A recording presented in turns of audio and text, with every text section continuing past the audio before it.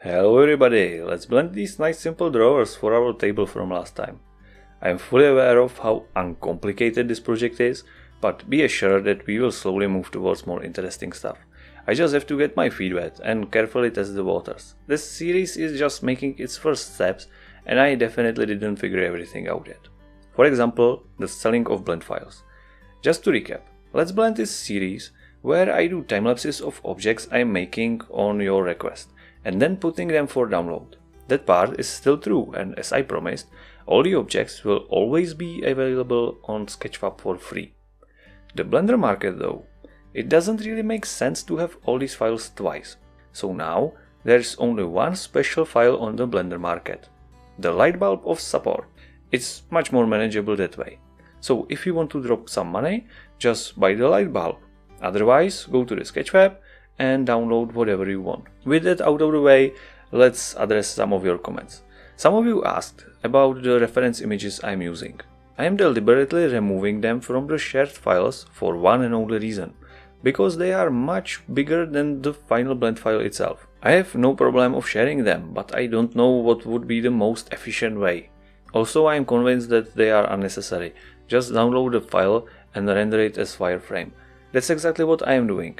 Every project you see I am doing twice.